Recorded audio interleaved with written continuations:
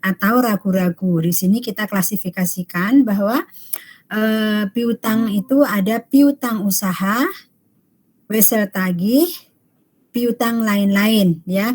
Kalau yang dimiliki oleh kita ataupun di dalam perusahaan ini ya piutang lain-lain ya, di mana meliputi piutang bunga, piutang pajak.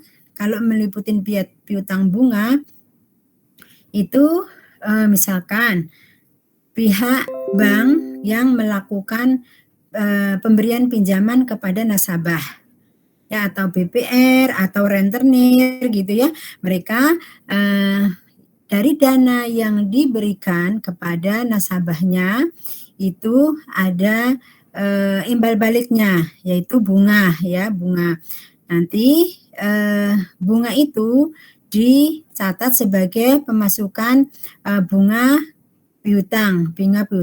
Nah, di mana bunga itu terkadang bukan terkadang ya, banyak sekali para nasabah yang melarikan diri atau langsung hilang kontak sehingga hutang-hutangnya tidak dibayarkan, bahkan bunganya pun apalagi seperti itu ya. Ada yang tertunda setelah dicari, ternyata mereka sudah bisa terhubung kembali sehingga nasabah tersebut atas pendekatan yang diberikan oleh pihak bank, debt collector itu ya, mereka mempunyai etika baik ya dengan beberapa macam pertimbangan. Atau juga ini ya piutang dari pejabat atau karyawan perusahaan. Kalau Bapak Ibu semuanya contohnya nih sebagai karyawan atau sebagai staf ASN di dalam suatu instansi. Kalau biasanya perusahaan itu ada yang mencadangkan untuk pemberian pinjaman kepada karyawannya ya ataupun stafnya, walaupun tidak semuanya diberikan pinjaman melainkan sesuai kriteria yang ada yang ditetapkan oleh perusahaan tersebut. Nah, di sini karyawan mendapatkan pinjaman dan pinjaman tersebut biasanya itu dipotong dari gaji. Namun ada juga ya ada juga karyawan yang tiba-tiba dia mengeluarkan diri. Namun itu semuanya ada MOU-nya, ada perjanjiannya antara karyawan dengan perusahaan. Atau di tempat Bapak Ibu semuanya ada yang memberikan fasilitas pinjaman. Kalau perusahaan memberikan fasilitas pinjaman itu adalah perusahaan yang benar-benar menganggap karyawannya adalah sebagai aset perusahaan. Apa sih keuntungannya apabila karyawan diberikan piutang oleh pihak perusahaan? Ada yang bisa membantu atau menjelaskan? Setidaknya karyawan masih bisa semangat tanpa memikirkan hutang. Langsung potong gaji. Oke. Jadi memberikan semangat ya Pak ya. Kita tetap semangat, giat untuk bekerja ya Pak ya. Yang selanjutnya, keuntungannya bagi karyawan. Ada juga nanti keuntungannya bagi perusahaan. Kalau potong gaji langsung terbayar. Jadi tidak usah memikirkan ada tagihan-tagihan dari debt collector ya.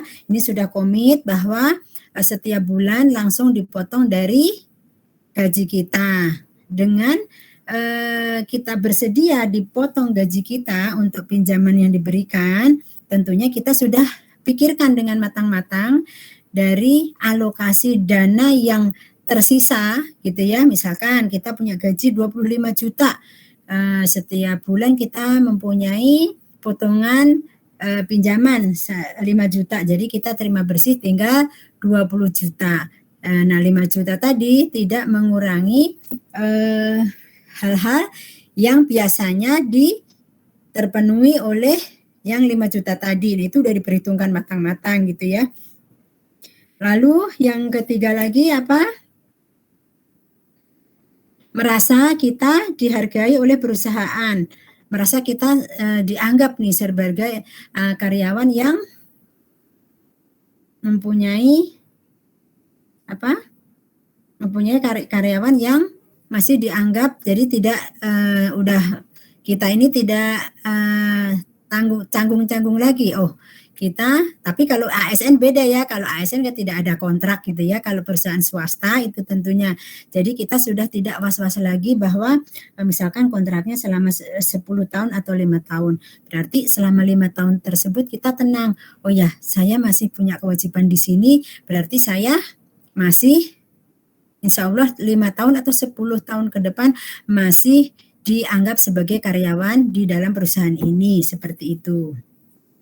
Lalu keuntungannya bagi perusahaan. Karyawannya jadi lebih terikat sama perusahaannya, Bu. Betul.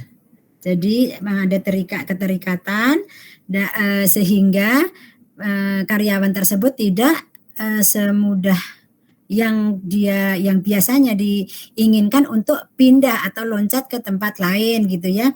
Apalagi karyawannya yang mempunyai loyalitas yang tinggi, punya tanggung jawab yang bagus gitu ya. Jadi bisa dipertahankan oleh perusahaan. Lalu yang lain lagi perusahaan itu merasa tidak mengurangi biaya apabila kalau tadi perusahaannya lompat ke tempat lain atau dia resign, tentunya akan mengeluarkan biaya yang lebih tinggi lagi. Contohnya apa? Kita harus cari pengganti.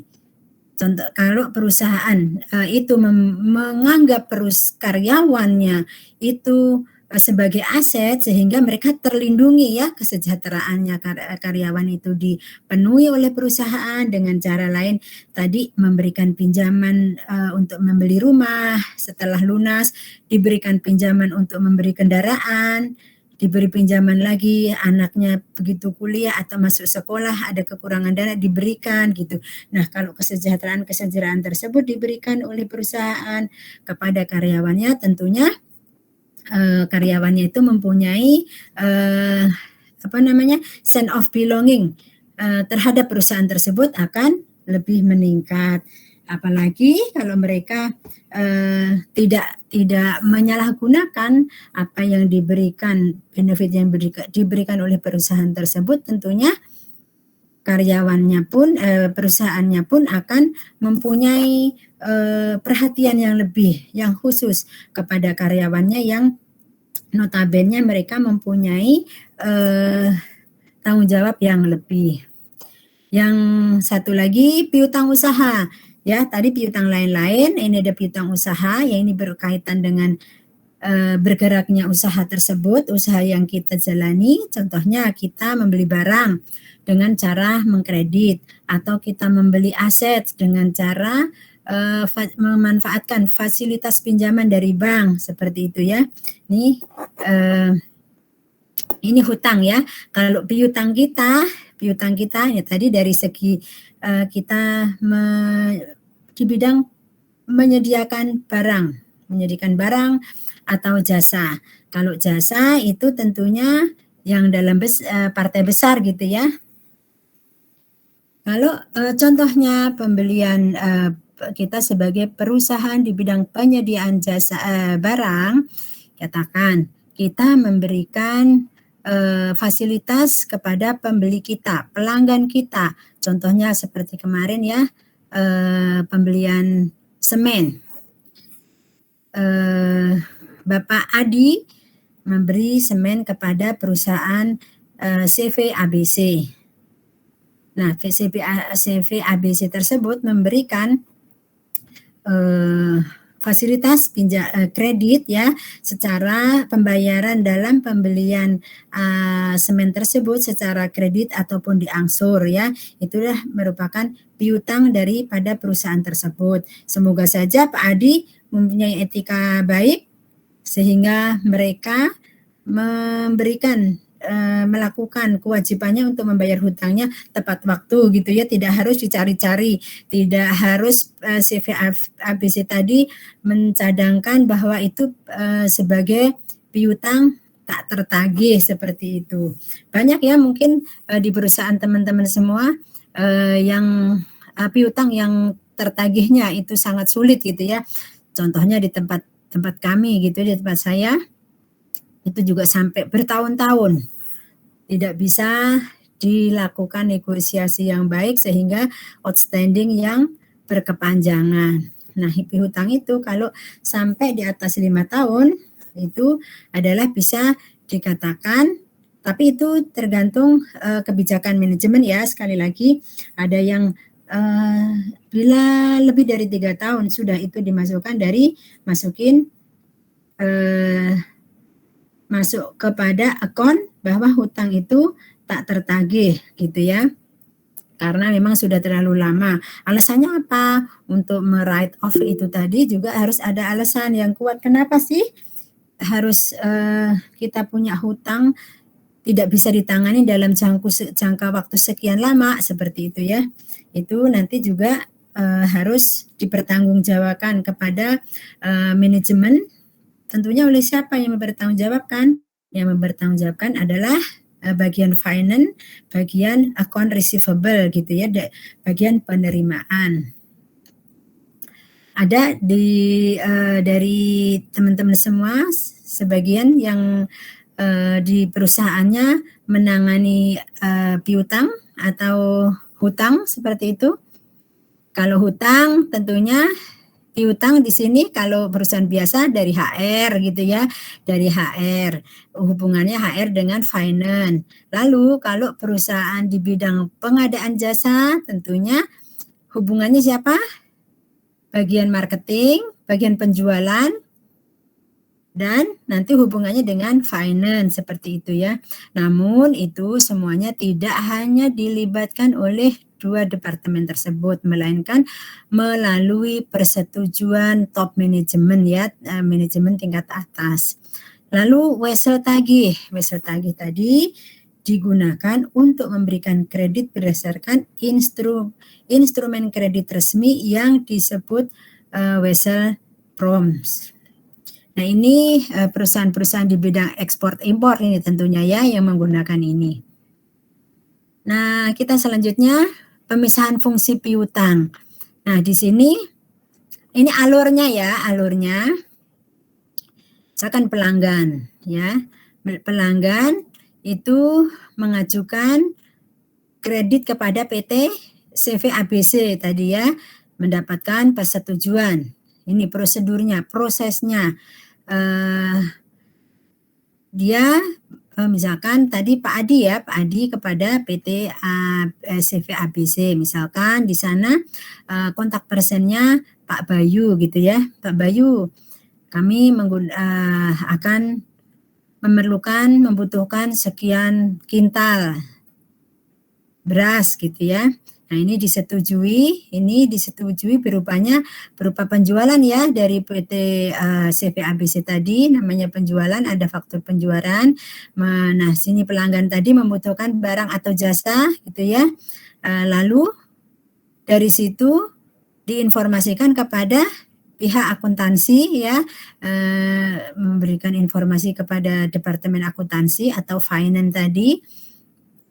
Lalu dari sini menerbitkan faktur apabila tadi ini semuanya ini secara garis besarnya aja ya teman-teman, semuanya melalui tentunya ada approval, persetujuan dari top management.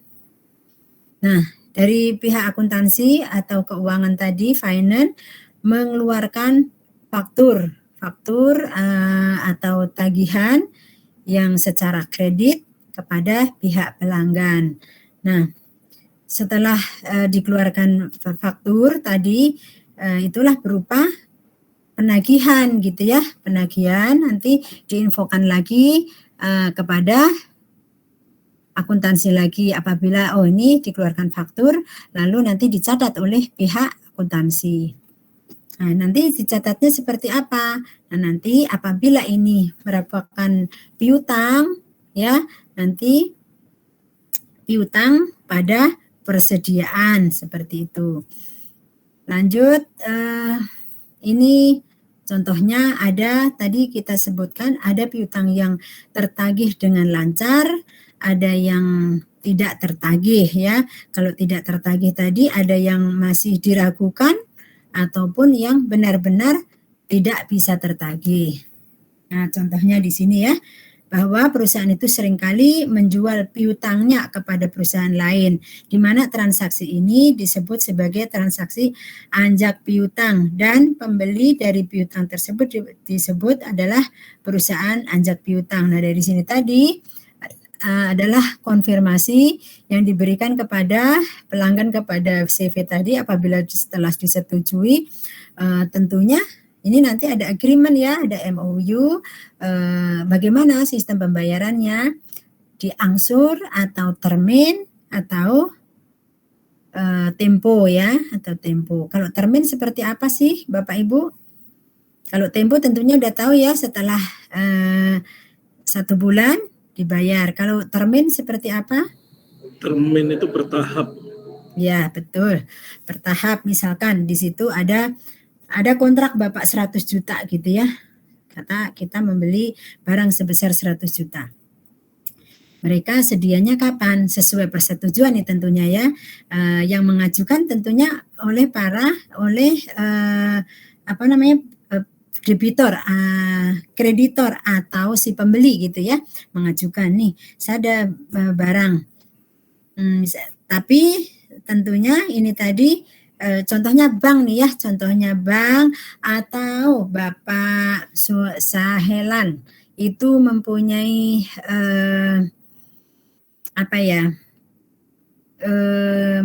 mempunyai perusahaan pengadaan barang. Lalu Mas Adi itu akan membutuhkan seperti itu ya, akan membutuhkan kita sebagai penerima jasa gitu ya, kita membutuhkan 100 sak katakan gitu ya. Lalu si Bapak tadi Sailan mengajukan penawaran, oke, misalkan udah menjadi pemenang ya, menang, oke, saya bisa menyetujui, namun dengan syarat pembayarannya melalui termin gitu ya, melalui termin. Ada juga kan perusahaan yang bayar yang tempo tadi ya, satu bulan, setelah jatuh tempo harus bayar. Nah, ini termin ini tadi disetujui misalkan 4 kali, 25%, 25%, 25%, 25% lagi, 4 kali pembayaran dalam jangka waktu berapa lama? Setahun kah? Atau sampai 3 bulan atau 4 bulan. Nah, per termin tadi tentunya harus ada persyaratannya gitu ya. Setelah misalkan termin pertama 25% setelah kontrak ditandatangani gitu ya, setelah kontrak ditandatangani. Lalu termin kedua setelah barang dikirim sebanyak 50% dan selanjutnya. Nah, nanti si Pak Adi tadi Pak Adi tadi siapa tadi? Yang membutuhkan ya, yang membutuhkan, atau penyedia barang. Pak Sailan tadi yang membutuhkan. Begitu Pak Sailan tentunya harus tepat waktu membayar sesuai yang telah disepakati dengan Pak Adi tadi. Nah, Pak Adi dengan cara bagaimana? Caranya seperti apa? Sebagai dasar Pak Sailan tadi untuk memproses tagihan, yaitu menerbitkan tagihan. Walaupun di dalam kontrak sudah ada termin, ya, 4 kali pembayaran, 25% itu harus di backup atau dilengkapi dengan tagihan. Jadi Pak Adi tadi harus menyampaikan tagihan apabila dokumentasi atau persyaratan untuk menagih pertama dan kedua, ketiga dan selanjutnya itu sudah terpenuhi seperti itu. Lalu apabila si penerima jasa tadi terjadi one prestasi tidak bisa belum bisa melakukan pembayaran gitu ya, itulah nanti bagian penjual tadi mengalokasikan belum tertagih seperti itu karena sudah lewat jatuh temponya, pihak yang membutuhkan jasa tadi tidak juga kunjung untuk membayar. Nah, itu semuanya PT Adi tadi, perusahaan Adi tadi juga harus mengalokasikan dana yang belum tertagih pada waktunya. Atau apa mempengaruhi kepada apa sih kalau piutang tidak tertagih pada waktunya? Tentunya akan mengganggu cash flow dalam perusahaan tersebut, sehingga mereka juga akan mengalami keterlambatan dalam memenuhi hutang-hutangnya juga gitu ya, karena kita sebagai perusahaan itu ya, sebagai pengusaha tentunya ada juga sih yang mempunyai, memang mereka sudah tercukupi dananya sehingga tidak harus menunggu tagihannya, tidak akan mengganggu cash flow-nya. Namun kalau perusahaan itu modalnya juga sebagian dari pinjam, dia ngambilnya barang sendiri juga ada kredit gitu ya, tentunya akan mengganggu cash flow ataupun mengganggu jalannya operasional perusahaan tersebut. Pernah Ibu Bapak mengalami hal demikian walaupun berlaku di dalam lingkup kecil atau di dalam keluarga? Ada yang mengalami seperti ini? Tadinya sudah dicadangkan nih untuk keperluan yang untuk membayar yang itu, untuk memenuhi kebutuhan yang lain seperti itu ya. Ternyata piutang kita mandek gitu ya. Walaupun kita kadang karena peri kemanusiaan ya kepada sesama karyawan gitu, memberikan pinjaman, mereka butuh mendesak, kita kasih nih, ini tuh bayar sekolah anak nih gitu ya, kasihan dong, kita punya teman demi anaknya ya anaknya semangat untuk sekolah, ternyata pada saat membayar masuk sekolah orang tuanya nggak ada, pinjaman dari kantor nggak ada gitu ya, akhirnya dia minta tolong teman diberikan. Boleh saya pinjamkan, tapi ini dana saya juga untuk membayar anak saya untuk semesteran besok, katakan seperti itu. Ternyata teman tadi tidak memenuhi janjinya tepat waktu, sehingga kita sendiri yang kelabakan seperti itu. Ada Bapak Ibu yang mengalami hal seperti itu? Ada Bu. Ada Bu. Ada. Nah, ini semua ngalami gitu ya, karena kan kita juga sebetulnya tidak berprasangka jelek ya kepada saudara, kepada teman seperti itu ya, baik sejawat maupun teman yang lain seperti itu. Kita Banyak doakan. sekali Bu. Curhat nih banyak ya, banyak sekali yang ingkar janji gitu ya. Mudah-mudahan Bapak Ibu semua yang ada di sini menjadi orang yang tidak ingkar janji. Apabila kita mengingat, oh ya itu akan menyulitkan orang lain, tentunya tidak akan melakukan hal demikian ya Bapak Ibu semuanya. Boleh nanya sedikit Kak Bu? Silakan. Iya, mohon izin mau nanya masalah utang piutang. Kebetulan kami mengelola di BUMDes. Pertanyaan saya, apabila artinya lalai membayar dengan jangka waktu yang telah disepakati, apakah perkara ini apakah kasus ini bisa diperkarakan atau bagaimana? Dengan catatan orang ini masih menyanggupi untuk membayarnya, seperti itu Bu. Kira-kira solusinya bagaimana? Ini karyawan sendiri atau pihak lain, Pak? Pihak lain. Pihak lain. Bapak mengelola BUMDes yang ada di situ ya? Iya, betul. Nah kalau seperti ini kan urusannya ke ranah hukum ya Pak ya? Ranah hukum ya? Iya, betul. Betul. Nah ini banyak sekali juga sebetulnya kalau ini ada kaitannya dengan personal gitu ya, ke kita sendiri personal, itu tergantung kitanya ya Pak ya, mau maju atau enggak. Lalu kalau ini kan kaitannya dengan aparat Bapak ya di di Sekdes atau di kecamatan. Nah ini Bapak bisa diskusikan dengan manajemen bagaimana nih mereka misalkan mereka sebaiknya itu bertanda tangan di atas meterai Pak. Berapa lama lagi Bapak harus akan menyepakati akan menyelesaikan ini. Jika tidak, tentunya kita akan lakukan melalui jalur hukum seperti itu Pak. Itu akan lebih kuat.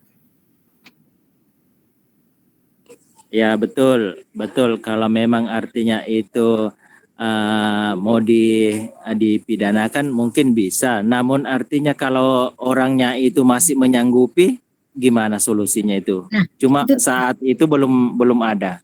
belum ada gitu kan. Nah, itu tadi Pak, tergantung kesepakatan dari manajemen.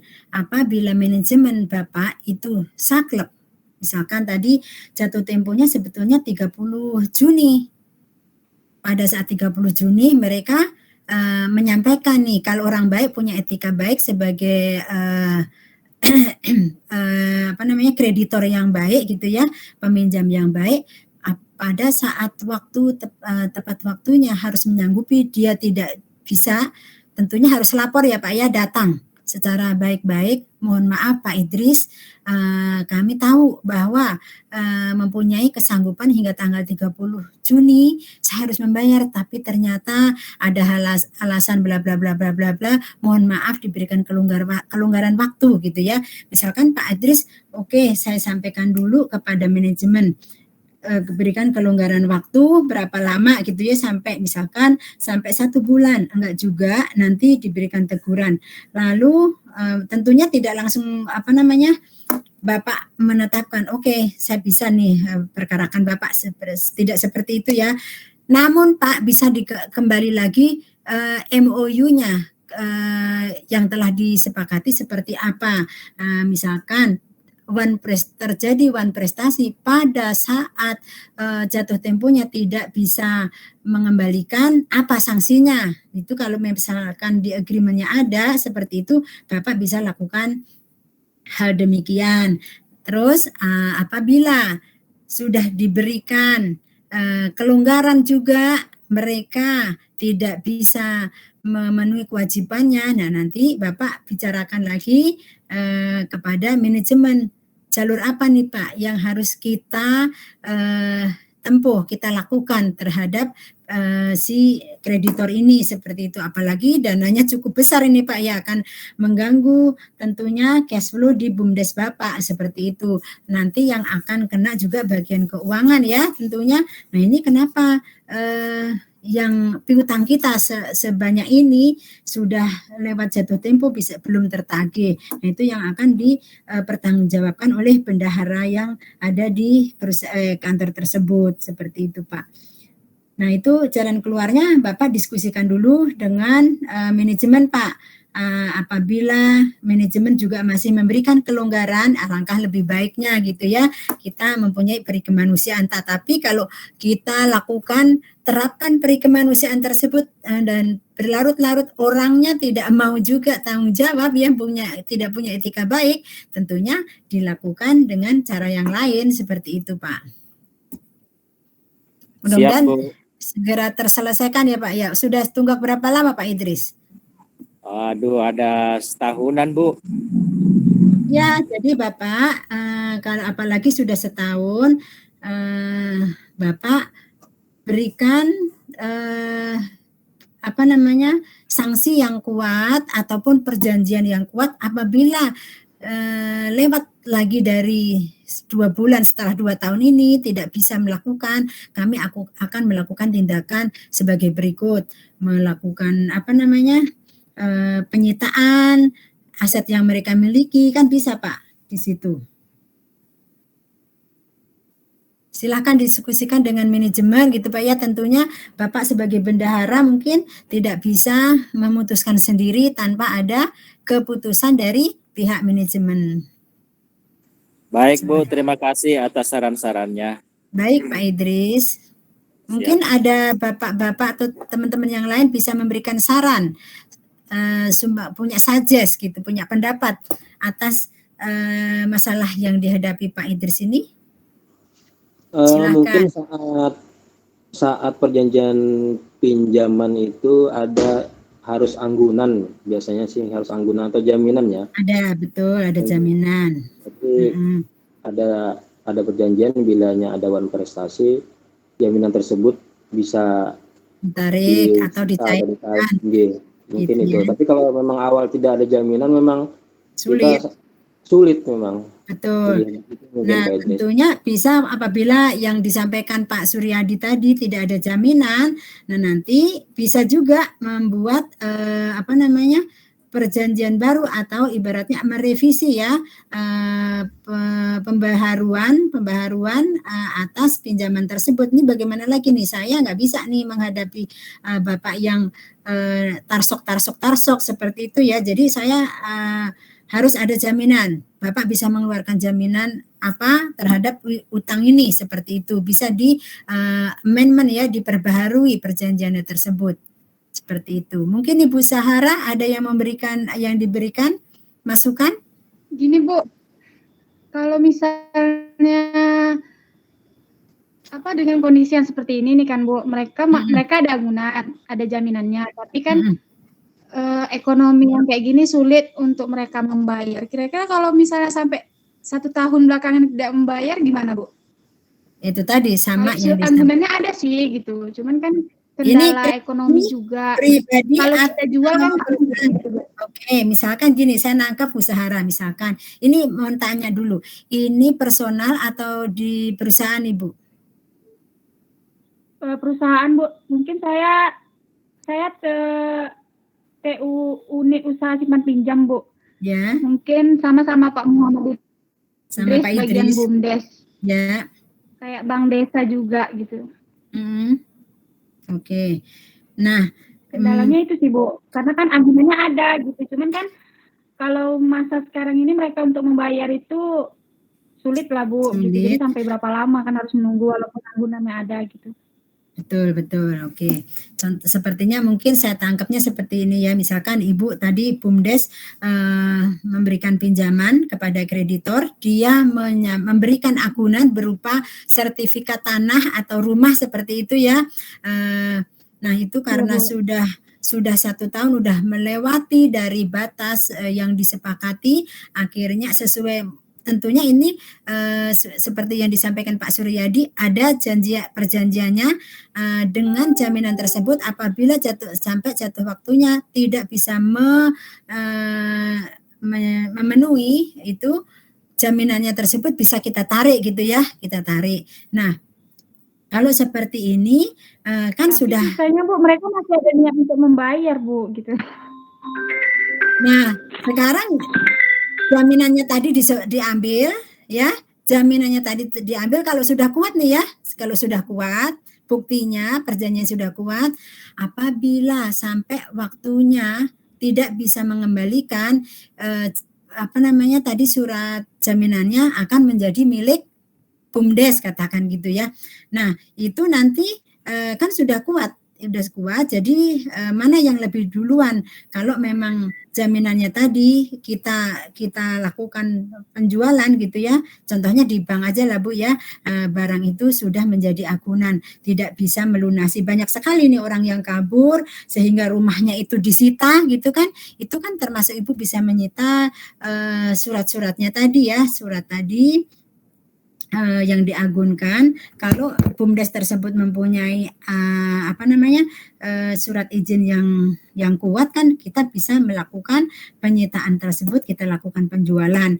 Nah, kalau memang si kreditor tersebut mempunyai niat baik, masih akan mau membayar, ya udah kalau memang Bapak bayar, jadi mana yang lebih duluan aja kan?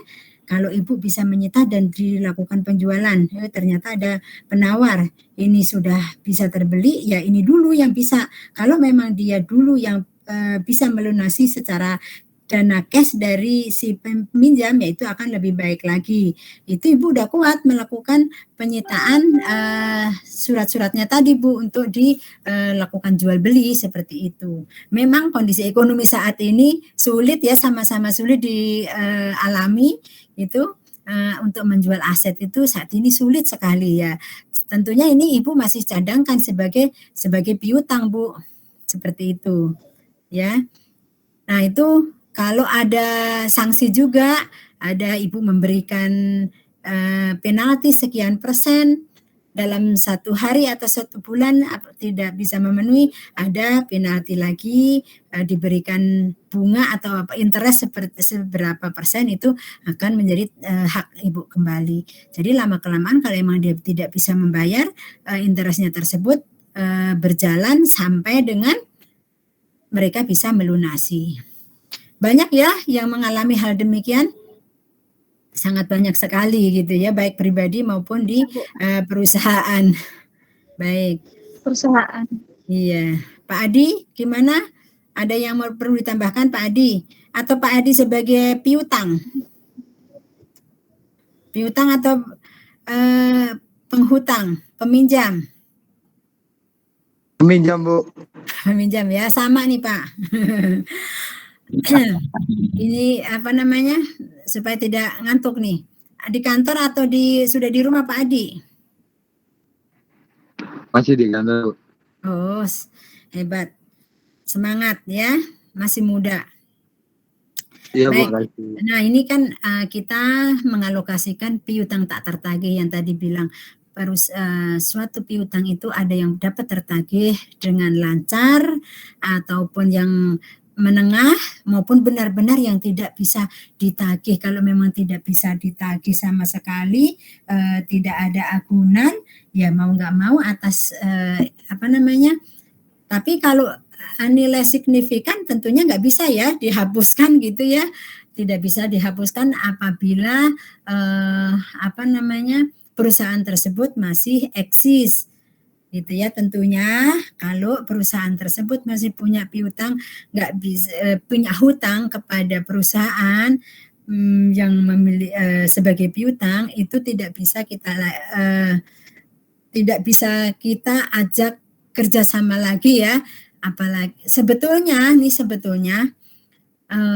ada solusi lain. Kalau perusahaan tersebut misalkan ada perusahaan A dan B ya. A tadi piutang yang memiliki piutang kepada PT B. B itu masih utang. Namun sampai sekarang masih eksis. Sebetulnya kalau perusahaan pemerintah itu biasanya tidak bisa diikut sertakan lagi, misalkan PTA tadi mempunyai tender gitu ya, PTA tadi karena masih bermasalah tidak bisa diikut sertakan. Ini sebetulnya logikanya ya, apabila PT B tadi masih bisa diberi kesempatan untuk mengikuti tender di perusahaan A tadi, ada kemungkinan untuk bisa menyelesaikan hutangnya gitu ya.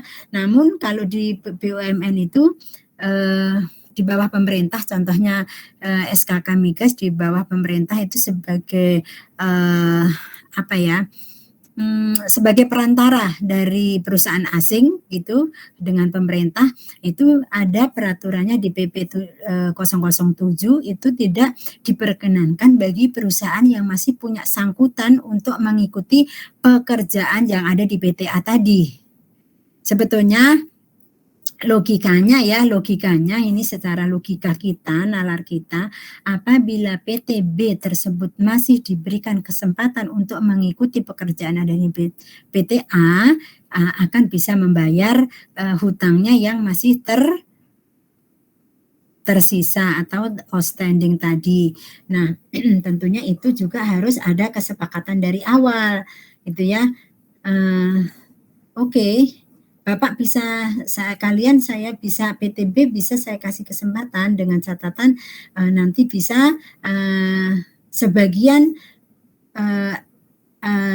pendapatan atas kontrak ataupun pekerjaan yang ada saat ini berjalan untuk bisa melunasi pinjamannya. Nah itu tentunya harus ada disepakati dari awal juga. Kalau tidak nanti kita sebagai PTA akan kesulitan untuk melakukan pemotongan dari tagihan kontrak yang sedang berjalan gitu ya. Ini sudah terjadi Bapak Ibu, hal seperti ini. Dulu asumsinya seperti ini, ternyata dimeleset.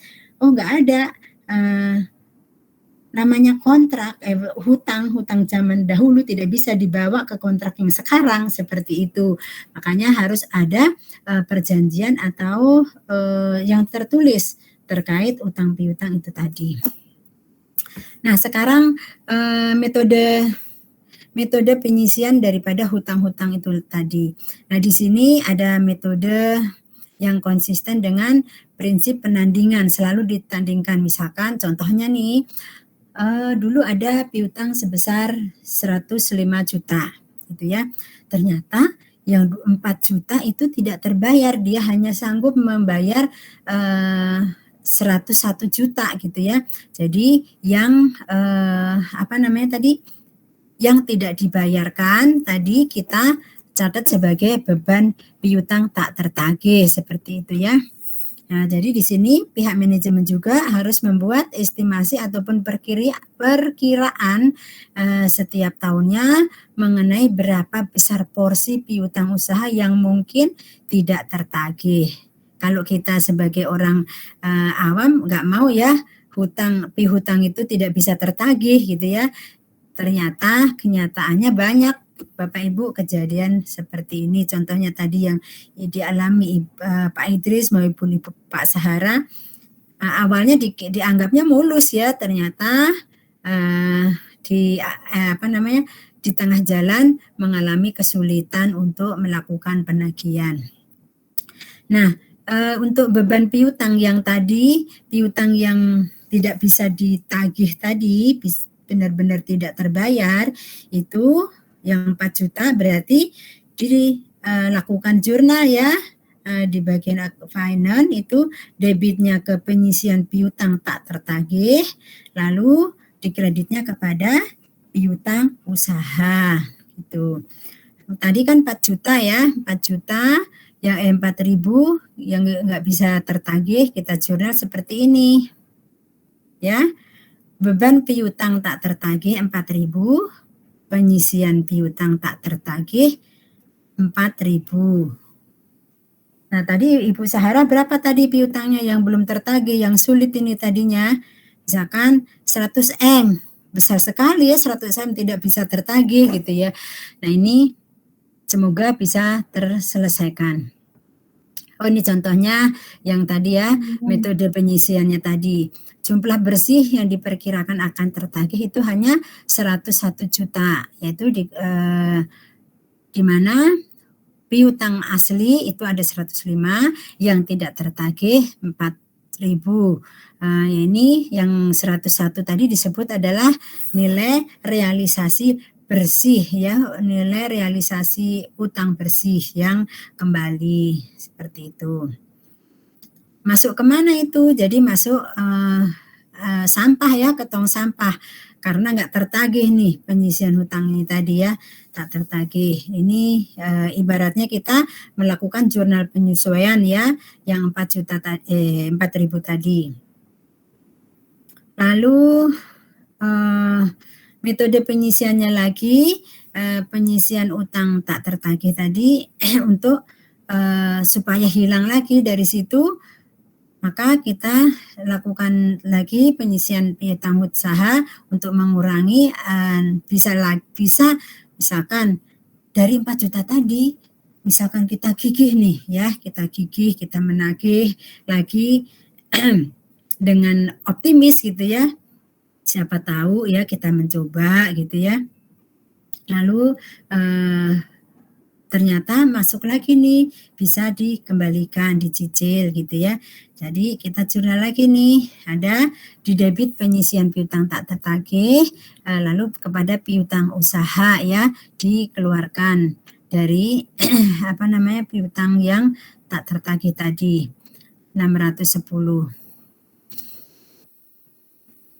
Lalu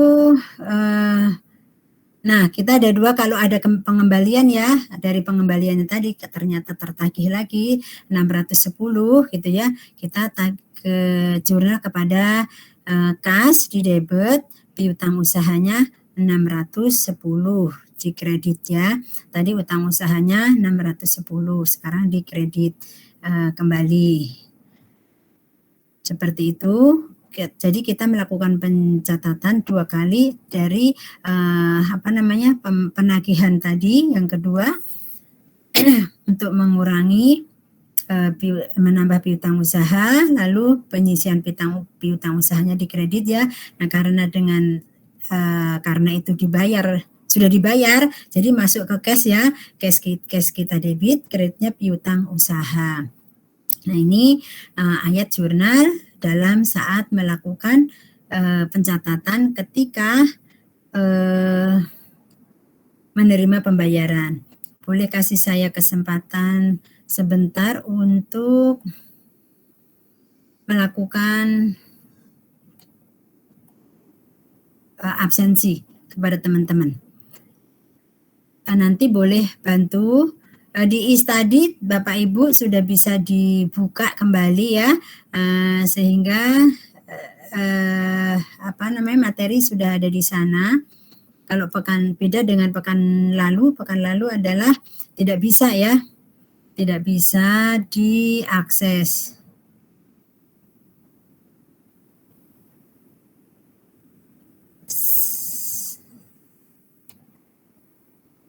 Saya stop sharing dulu ya.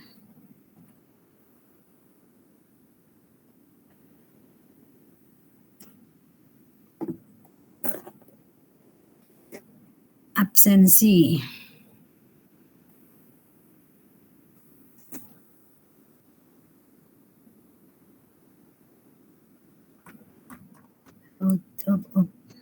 Salah buka.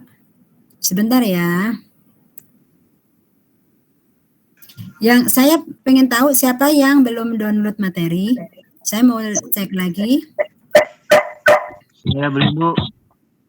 Belum ya.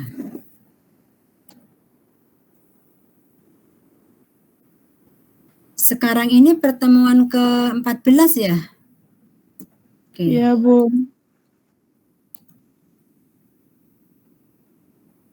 Yang download baru sedikit sekali.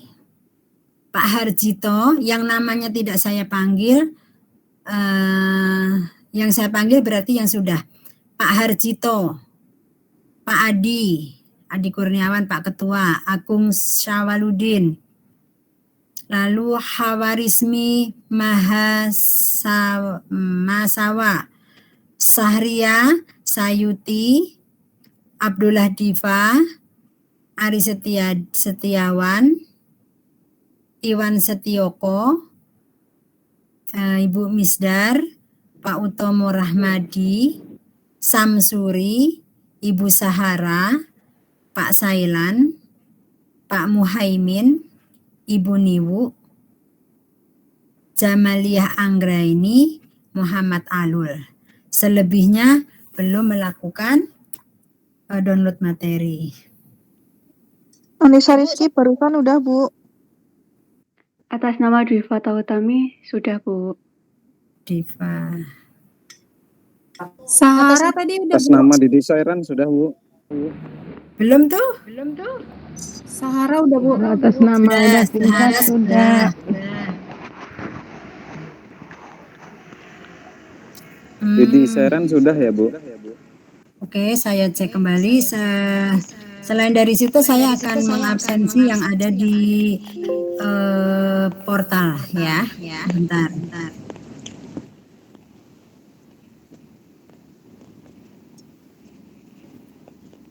Ibu Nunung ada. Alwani ada. Erwianto tidak ada ya. Ibu Nunung ada tadi. Anis Efriani ada ya.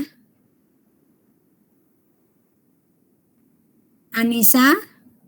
Ada Bu Anissa Rizky. Yes. Didi Suren ada ya. Eka Ada Bu.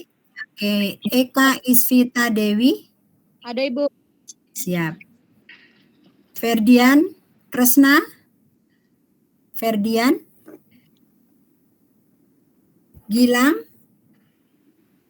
Ferdian nggak ada? Nunung ada ya Bu tadi Bu ya? Ada. Hai Raju Fikri. Harjito Harjito hadir Bu. Yang nggak ada Gilang ya. Harjito. Hadir Bu, hadir. Oke. Herman. Pak Friki, Hai Raju Fikri ada nggak? Nggak ada ya? Sekarang actual nih ya, saya tinggal yang pertemuan terakhir saya actual sesuai kehadiran. Harjito ada, Herman tidak ada. Ita, Johan Safri, Karmen, nggak ada semua. Nabil Najib, Niswatus, Nabil Najib nggak ada, Niswatus nggak ada. Kalau seperti kemarin teman-teman, kalau ada yang ada di dalam tapi diam atau nggak dengar, kan kadang sedang off, ada kegiatan yang lain atau ada kesulitan lapor gitu ya, tolong sampaikan ya.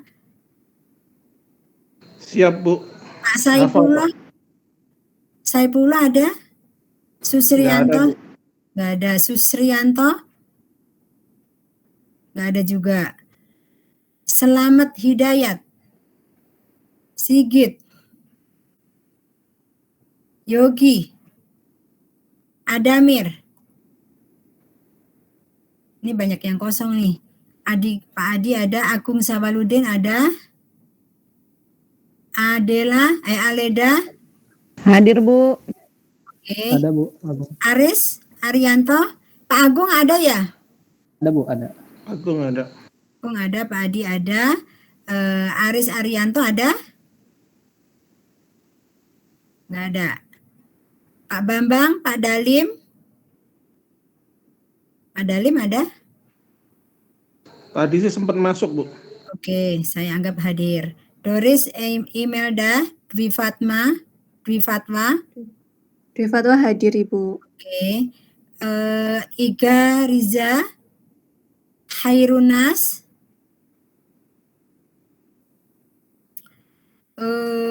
Hawarismi, gak ada juga. Hadir Bu. Oke, baik. Mariati, Marswansah, Mariati, Marfansah, Sahria ada, Sayuti ada, Samsul Rizal ada, Wardono Hidayat ada? Wardono Hidayat? Ada Bu, Oke, tadi siap. berapa kali masuk. Baik, Wardono Hidayat ada Bu. ya. Widianto ada? Nggak ada? Ada Bu. Ada, oke. Hadir. Siap. Abdullah Diva ada? Ahmad Hadir, Bu. Yunus? Hadir. Oke. Lalu Andreas Jojon. Tadi sempat masuk Bu. Oke. Ari Setiawan ada? Ayu Hadir, Tias? Bu. Ari Tias? Jojon hadir Bu. Ya, sudah. Pak Jojon ada. Ayu Tias? Hadir Bu. Ya. Budi Joais nggak ada ya. Edi Supriyadi, Erwan Budiana, Pak Edi, Pak Erwan, Eti Herianti nggak ada. Farinda, Filza, nggak ada. Franciscus, Iwayan Sugita, tidak ada. Eti itu kayaknya sudah keluar dari kuliah, Nah, Bun. Dia oke. ngomong. Oke, Imron, Ishak, Imron Mahmudi ada? Ada nggak? Ishak Warid, Iwan Setioko. Sudah Bu. Baik, Karnata, Laili Aulia.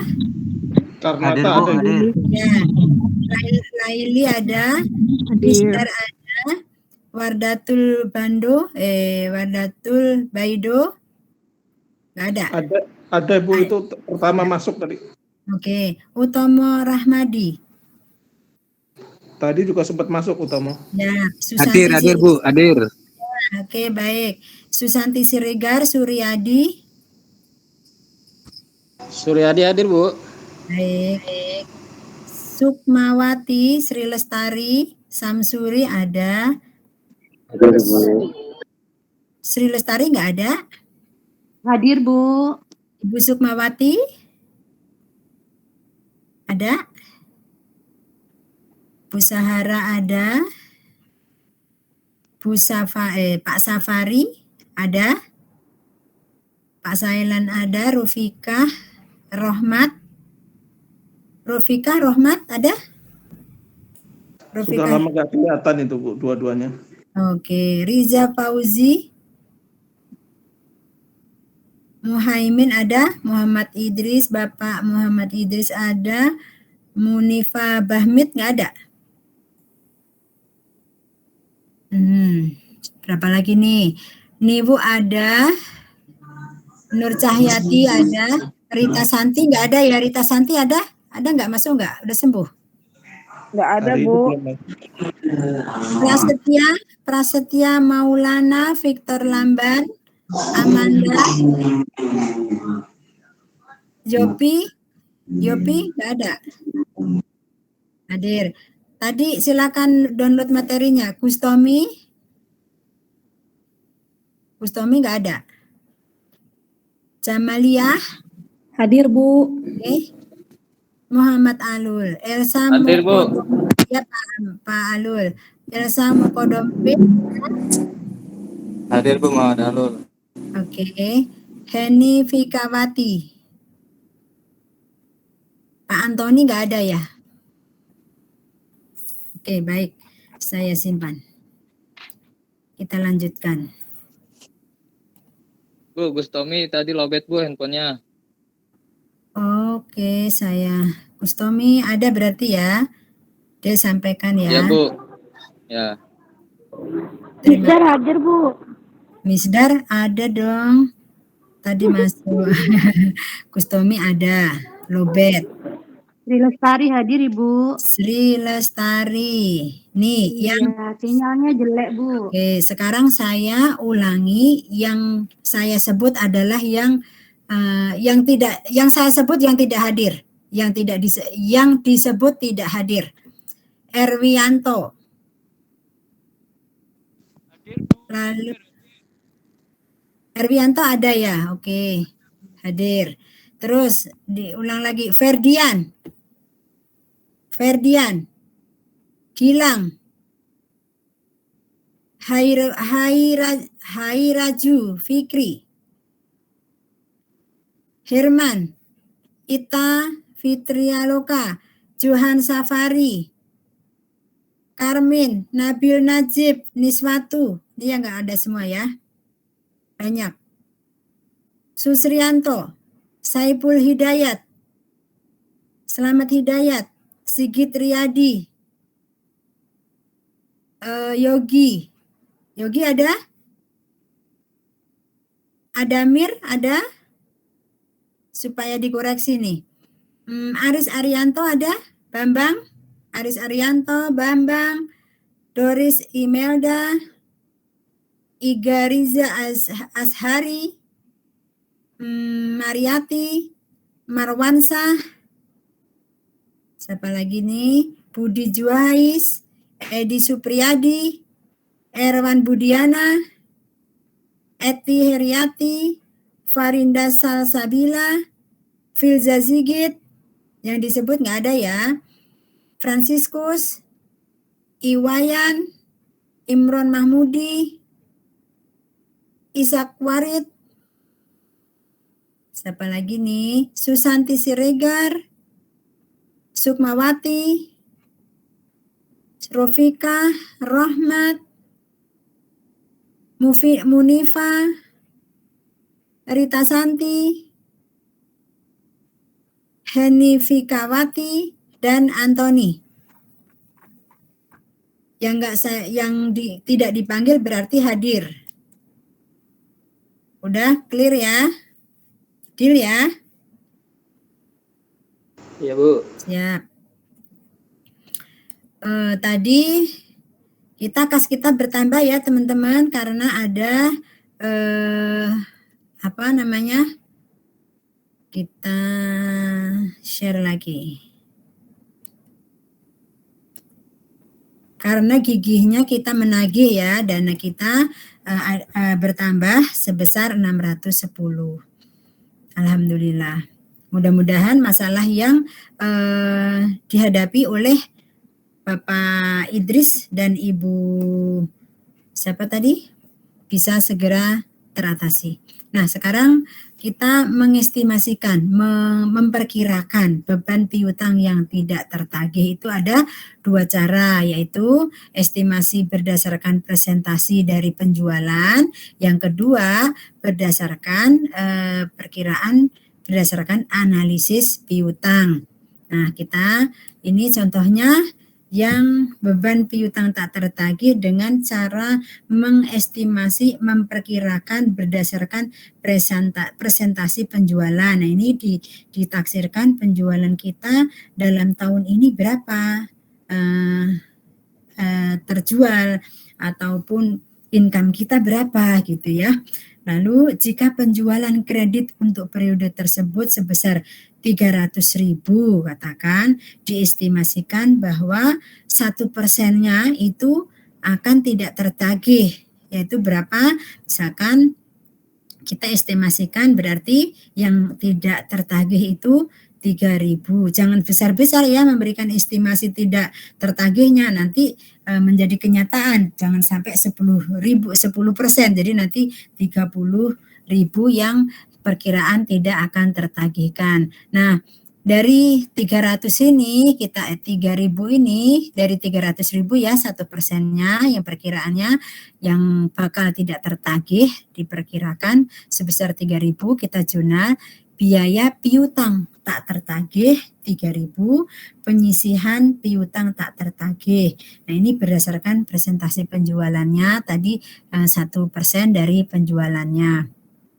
Lalu sekarang metode yang berdasarkan analisa piutang.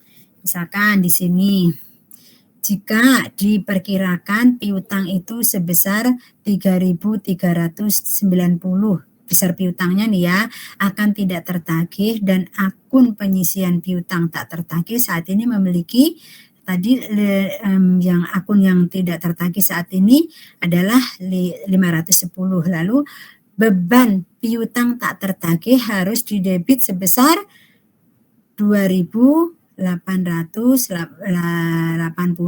Ini adalah 3.390 dikurangin 510 gitu ya, dari yang analisa piutang gitu ya, yang tak tertagih memiliki saldo saat ini ada 510.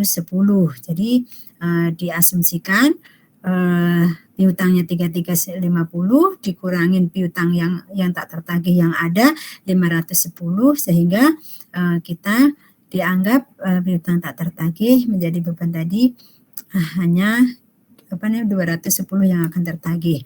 Nah, ini di sini dicatat beban piutang tak tertagih 2880, penyisian piutang 2880, tinggi sekali ya yang disisihkan gitu ya. Nah, ini mudah-mudahan piutang-piutang yang Ibu Bapak alami segera ada solusinya sehingga tidak harus melalui beberapa ayat jurnal yang harus dilakukan. Begitu juga kesulitannya kita mengalami kesulitannya kita untuk memberikan reminder, peringatan ataupun mencari solusi lain supaya tagihan tersebut bisa terbayar. Nah, ini umur piutang dan piutang tak tertagih. Nah, ini contohnya kita itu kan harus tahu nih ya, piutang berapa lama nih yang tidak bisa tertagih gitu, yang sudah jatuh tempo berapa gitu ya, yang umurnya 1 bulan atau antara 2 bulan, antara 3 bulan atau lebih dari 3 bulan dan seterusnya. Itu nanti kita lihat, kita tampilkan bahwa umur piutang berapa yang ada di sini. Nah, dari situ kita lakukan presentasi dari umurnya di sini. Dari sini 2%-nya, nah di sini 5% umurnya ya. Jadi totalnya nih nanti akan menjadi yang contohnya nih yang di atas 360 di atas setahun nih ya, ada 80% dari utang yang tak tertagih di sini. Lalu berapa kita jumlahkan di sini? Contohnya di sini 2% dari 75 yang jatuh tempo tadi berapa nih totalnya? 2% dari 75 yaitu 1.500. 5%-nya dari 4.000 sebesar 200. Nah ini dan seterusnya total jumlah piutangnya tadi yang tak tertagih tadi di atas ya 303.390. Piutang sebesar ini itu adalah dari sini ya perhitungan ini tadi. Lalu kita selalu lakukan jurnal atas hutang-hutang tersebut ya. Di sini kita ketahui bahwa piutang usahanya dari awalnya itu adalah di dalam neraca tampak seperti ini. Modal piutang usahanya adalah 86.300, lalu dikurangi penyisian piutang yang tak tertagih tadi sebesar 3.990 ya dari sini. Lalu nilai bersih realisasinya NRB ya, disingkat NRB, nilai bersih realisasi bersih sebesar 82.960 seperti itu. Ada yang mau nyatat utang piutang di sini? Mudah-mudahan aja tidak ada yang tertunda sehingga tidak harus melakukan ayat jurnal penyesuaian ya untuk membuat perkiraan-perkiraan. Tapi apabila nanti ibu bapak menjadi seorang pengusaha ataupun menghandle di perbankan ataupun di simpan pinjam, penjualan, tentunya ya harus diestimasikan, perkirakan risiko-risiko yang akan ada itu tentunya ada gitu ya, tidak semuanya yang kita lakukan itu mulus ya, tidak ada kendala, ini semuanya mengalami tentunya. Jadi misalkan kita lakukan jual beli itu ya, jadi diasumsikan disisihkan kira-kira yang nanti tidak terbayar atau yang reject gitu ya, berapa itu dimasukkan kepada nilai penjualan yang kemungkinan nanti bisa mengcover adanya hal-hal yang tidak kita inginkan. Nah, di sini kita lakukan pada sistem akuntansi untuk piutang tak tertagih itu kita lakukan penghapusan ya, metode penghapusan langsung. Nah, metode ini tidak konsisten tentunya dengan prinsip penandingan gitu ya, tidak konsisten karena tidak selalu sama perkiraan yang diperhitungkan. Contohnya tadi ada melalui persentase, bisa dari nilai hutang yang ada. Yang kedua, di mana piutang yang terbukti tidak tertagih itu dihapus pada tahun piutang berikut, diputuskan tidak tertagih ya. Misalkan pada tahun ini,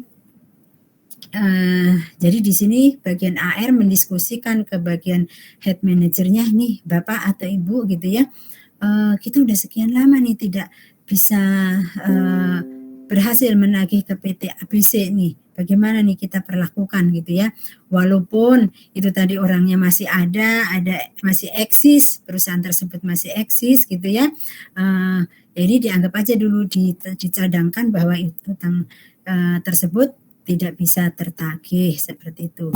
Dimana beban piutang tak tertagih ini kita debit ya, kita debit tadi contohnya sudah, dan piutang usaha dilakukan pengkreditan. Tadi yang tak tertagih piutang usaha 4.000, piutang usaha kepada piutang usaha.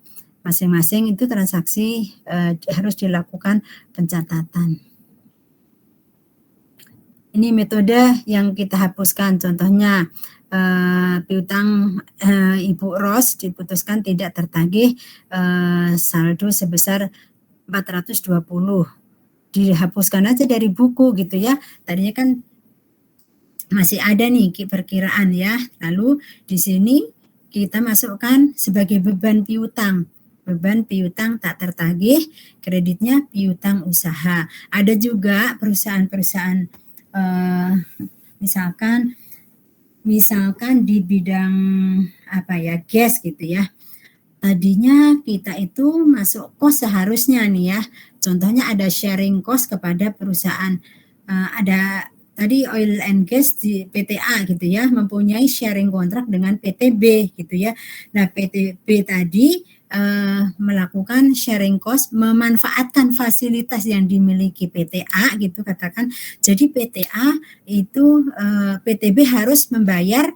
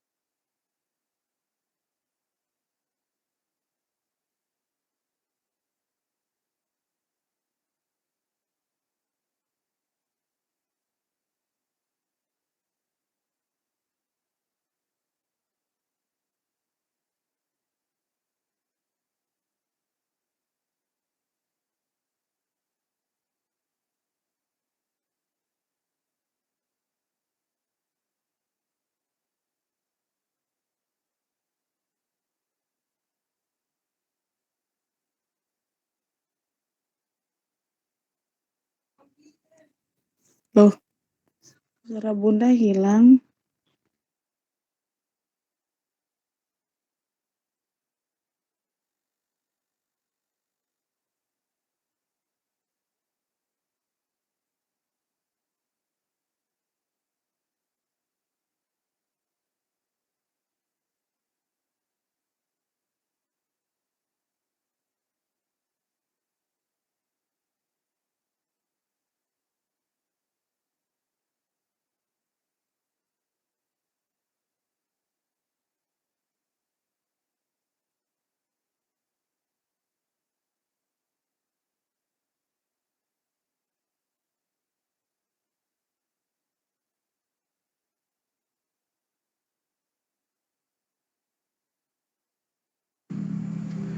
Ibunya itu ya, habis itu Pak.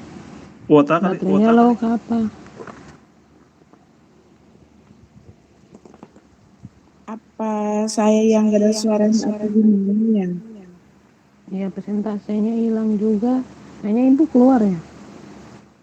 Iya, Bu dosen nggak ada. Baterainya low atau ada telepon masuk atau gimana? Kayak hilang.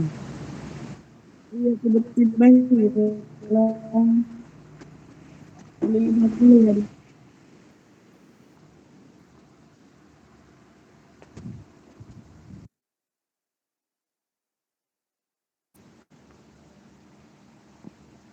Mungkin jamnya juga sudah mau habis tuh.